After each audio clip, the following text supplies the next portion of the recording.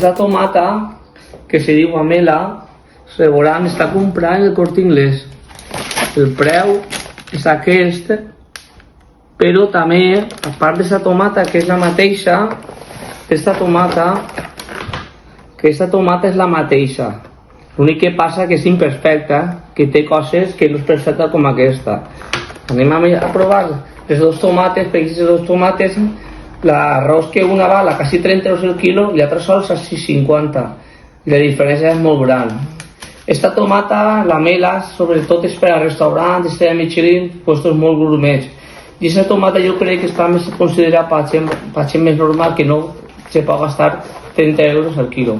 Esta tomata és la de l'esquerra, veureu per la pegatina que fica mela, i aquesta, en veritat, si la voleu comprar en Grupo La Palma per internet, és la imperfecta. Val? Aquesta val a 31, 32, 33 segons el mercat. Ara, però si la voleu comprar en lo que és en Grupo La Palma, val a 21 el quilo. Aquesta d'ací està, que és la imperfecta o dolça de segona categoria, esta està a 6,50 en oferta, però val 8 en veritat. Aquesta està perfecta, aquesta porta per ahir una imperfecció, que pareix tot això, però no és cert. I si la xirem, les dos són igual, pràcticament. Són molt xicotetes, pesen sobre 70 o 80 grams. Està feta aquesta tomata posta aixina perquè quan més xicoteta siga, el dolçor de la tomata el tinga més concentrat. Perquè vegeu el color no és diferent, esta és més clareta, aquesta és un roig més intens. Jo crec que aquesta, que la mela, estarà més bona que aquesta, crec jo. Però després n'hi ha que veure altra cosa, que preu qualitat que és millor. A voltes per ser més cara no val la pena. Jo crec que aquesta val el preu que valga, aunque valguera 50 euros el quilo, els restaurants me la comprarien, que es dona igual el que valga el plat, l'únic que miren és la màxima qualitat, el preu que valga, es dona el mateix. La dolçor, pues crec que és aquesta tindrà més dolçor, perquè això el que fan avui en dia és passar per una màquina i uns rajos el que determinen perfectament quanta dolçor té. Això també passa, per exemple, en la bresquilla, una bresquilla, la de Calanda, per exemple, que és una bresquilla molt bona, també passa el mateix. Però me crec que hasta octubre, novembre no n'hixiran. Ara anem a obrir aquests dos tomates i anem a comparar-ho. Aquesta és la mela, anem a ballar-la. Mireu com és. Molt roixeta per dins, no té quasi llavor. Fa olor a tomata, que avui en dia això és quasi impossible, perquè no fan olor ni a tomata ni a res. Una olor molt bona. Ja la provarem i ara anem a obrir esta, que és la imperfecta o la dolça de segona categoria. Com vegam, no és igual, per dir, del color, però pràcticament l'altre és el mateix. L'olor a tomata fa més aquesta i esta, comparada esta fa més olor a tomata, fa moltíssima més.